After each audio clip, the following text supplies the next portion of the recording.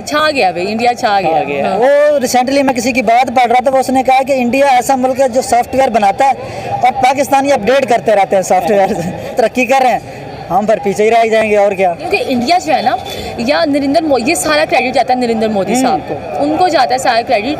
वो हर एक चीज़ को किस तरह से मैनेज लेके चल रहे हैं, कितना स्ट्रगल है, ये आसान नहीं है।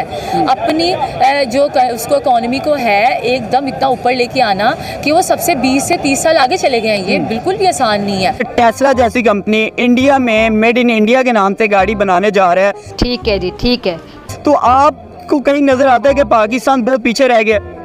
नहीं, मुझे नज़र ऐसा कुछ नहीं आता। पाकिस्तान जिंदाबाद, पाकिस्तान पाइंदाबाद, पाकिस्तान सबसे आगे था, सबसे आगे है और सबसे आगे ही रहेगा। देख लें इलॉन को कितनी जल्दी है, वो कह रहे हैं ऐसा ना हो मोदी साहब ने पहले ही बड़ी मुश्किलों से जो है वो ये माने हैं इस बात पर।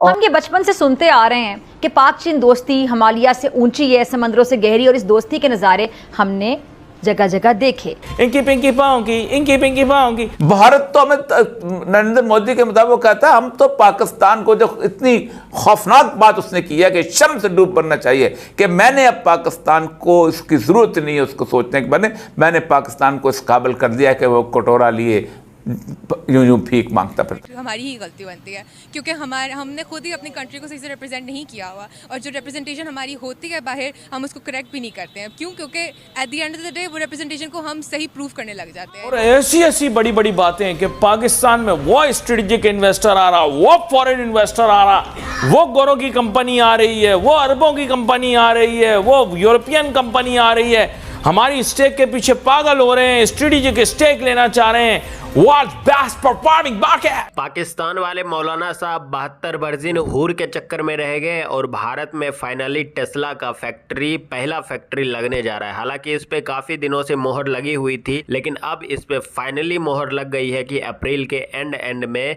टेस्ला का फैक्ट्री जो है वो उसका काम शुरू हो जाएगा। अब ये बात को लेके पूरे पाकिस्तान में भूचाल मचा हुआ है कि हम लोग ऑटो नहीं खरीद सकते, बैटरी वाले रिक्शा का मैन्युफैक्चरिंग हमारे देश में नहीं हो सकता, सब कुछ हम चाइना से इंपोर्ट करते हैं, और भारत में अब टेस्ला कंपनी की कार मेड इन इंडिया बनने वाली है। और खास करके पाकिस्तान लड़कियां जो मरी जा रही है कि काश में भारत में पैदा होती तो आज टेस्ला कार हमें देखने को मिलता। देखिए इस वीडियो में ब्रांड इंडिया में मैन्युफैक्चर हो रहा है। एग्जैक्टली, और वो बाकी ब्रांड्स को भी खींच रहा है ना। वो कह रहे हैं कि फिर हम ताल्लुकात को बेहतर करना चाह रहे हैं। एक चीज बताएं, असेंबल करना आसान है, मैन्युफैक्चर करना आसान है। असेंबल करना आसान है, लेकिन मैन्युफैक्चरिंग में ज्यादा अपॉर्चुनिटीज मिलती हैं, रोजगार ज्यादा मिलेगा लोगों को। बिल्कुल एग्जैक्टली इसी तरह से। और मैं बताऊं आपको, जब इंडिया कोई भी चीज़ अगर सोचता है ना, वो बेरोजगारों का भी सोचता है, गरीब आवाम के लिए अलग से उसमें से निकालता है। उनके काफ़ी बड़े बड़े प्रोजेक्ट्स हैं, ये मैंने उसमें देखा है और मैंने सुना भी है। वो उसमें से जॉब्स भी निकालते हैं, अलग गरीब आवाम के लिए भी पैसे निकालते हैं। देखें चाइना जैसा मुल्क जहाँ पे लेबर इंतहाई कम पड़ती है,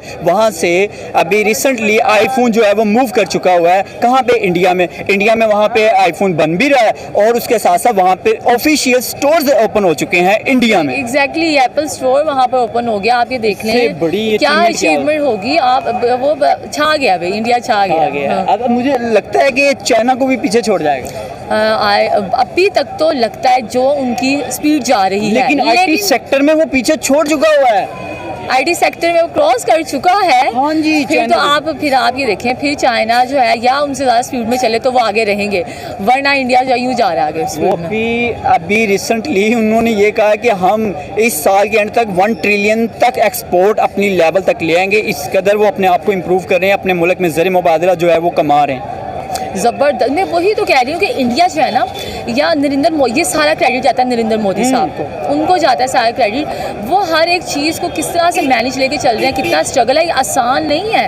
अपनी जो उसको इकोनॉमी को है एकदम इतना ऊपर लेके आना कि वो सबसे 20 से 30 साल आगे चले गए हैं, ये बिल्कुल भी आसान नहीं है। ऐसा लगता है वो अंगारों पर बैठने वाला साहब होता है। बिल्कुल नरेंद्र मोदी साहब को सल्यूट है। और उसके बाद हमारी आवाम के लिए कि अगर आप किसी से कोई अच्छी चीज़ देखते हैं, उनसे देखना या एक्सेप्ट कर लेना कोई बुरी बात नहीं है। अगर हम किसी और गैर ममालिक हैं उनसे अगर बेहतर ताल्लुकात इस्तेमाल करें, वो भी बुरी बात नहीं है, क्योंकि इसमें आपका फ़ायदा है तो फिर सबका फ़ायदा है। एलोन मस्क ने खुद बोला था कि ये मेरा ड्रीम है टेस्ला जाए इंडिया।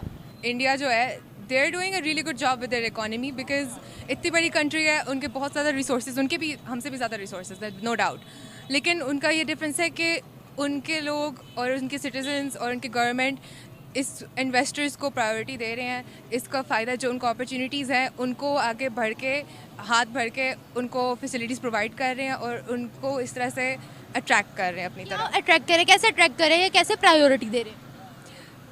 जहाँ तक मुझे समझ नज़र आ रहा है इस तरफ से कि अगर गवर्नमेंट की तरफ से अगर वो इस तरह की अपॉर्चुनिटीज़ क्रिएट करें और ज़्यादा कि इन्वेस्टर्स को इधर ऑप्शंस दें, उनको इधर से हमें स्टूडेंट्स वगैरह को, जैसे फॉर एग्जांपल अगर आप किसी तरह से प्लान्स और प्रोग्राम्स क्रिएट करते हो इस तरह से एज अ गवर्नमेंट, अगर आप अवेयरनेस क्रिएट करो, अगर आप प्लान्स और प्रोग्राम्स क्रिएट करो जिधर स्टूडेंट्स की रीच हो सके टूवर्ड्स दीज इन्वेस्टर्स और इन्वेस्टर्स के रीच आउट हो सके to these companies and their owners, तो इस तरह के अगर एक दूसरे की हेल्प की जाए एक तरह से, तो फिर आई थिंक आप इस आगे अपॉर्चुनिटीज़ बिल्ड कर सकते हो, जो कि इंडिया इस चीज़ को एक्सेप्ट कर चुका है। और जितनी ज़्यादा उनकी कंट्री, जितनी बड़ी उनकी कंट्री है, उतनी ज़्यादा उनकी रिसोर्सेज हैं और इसकी करप्शन बहुत कम है ना?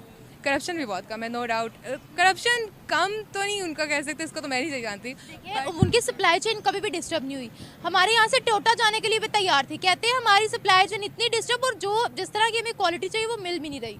That is true. ये भी बिग बात है बहुत बड़ी कि यहाँ पे हमारे मुल्क के मसले आपस में ही नहीं ख़त्म होते, तो हम बाहर को क्या देखेंगे।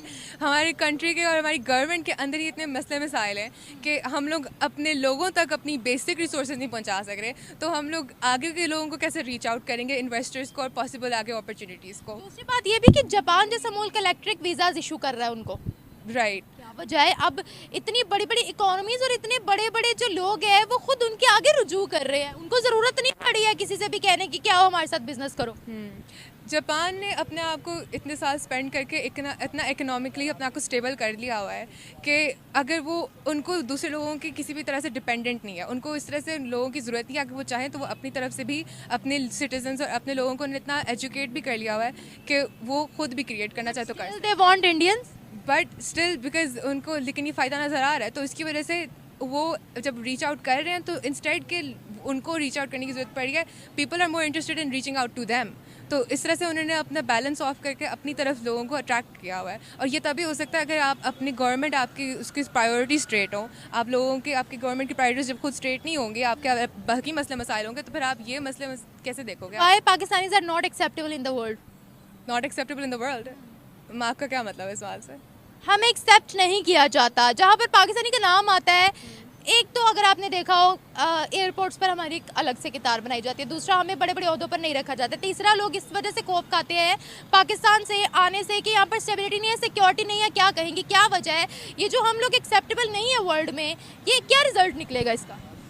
ये बात वैसे आपकी बिल्कुल ठीक है, बिकॉज इट इज़ ट्रू कि पाकिस्तानियों की डिस्क्रिमिनेशन होती है, बट इसमें पार्टली और मेजॉरिटी अगर मैं बोलूँ पार्ट हमारी ही गलती बनती है, क्योंकि हमने खुद ही अपनी कंट्री को सही से रिप्रेजेंट नहीं किया हुआ, और जो रिप्रेजेंटेशन हमारी होती है बाहर हम उसको करेक्ट भी नहीं करते हैं। क्यों? क्योंकि at the end of the day वो रिप्रेजेंटेशन को हम सही प्रूव करने लग जाते हैं इंस्टेड। तो इसकी वजह से इंस्टेड के वो हम लोग उस चीज़ को बेहतर कर पाएँ, वो डिस्क्रिमिनेशन ख़त्म करें, इंस्टेड हम लोग उसको और फ्यूल करी जा रहे हैं। और इसी तरह हमारी डिस्क्रिमिनेशन सिर्फ ये सोसाइटल सेंस में नहीं होती, ये बाकी आपके एयरपोर्ट्स और ये इतने बड़े स्केल्स ओहदों पे बाहर की कंट्रीज़ में भी बहुत ज़्यादा, इसीलिए डिस्क्रिमिनेशन और रेसिज्म भी हमारे बारे में फैलती है। वैसे जितनी की फैक्ट्री इलोन मस्क टेस्ला की भारत में लगा रहा है 25,000 करोड़, उतने में पूरा इकोनॉमी उसके अंदर आ जाएगा। आपने देखा था कि पिछले दिनों कैसे जो अमेरिकन कंपनी है KFC चिकन, उसके रेस्टोरेंट में जाके ये तो वहाँ पे तोड़फोड़ करते हैं, आग लगाते हैं, उनके वर्करों को मारते हैं। क्यों? क्योंकि ये यहूदी से कनेक्टेड है, ये ईसाईयत कंपनी है और ये लोग ईसाई और यहूदी को, हिंदू को काफिर मानते हैं, इसलिए उनको मार रहे थे। लेकिन चाइना के वक्त इनकी सभी हैकरी खत्म हो जाती है, हर चीज चाइनीज इस्तेमाल करते हैं। तो चाइना क्या मोमिन है? चाइना क्या इस्लाम को फॉलो करता है? वो तो नास्तिक देश है, उसको ये लोग काफिर नहीं करेंगे। इनके बहू बेटियों को सप्लाई किया जाता है चाइना में, तब जाके चाइना इनको कर्जा देता है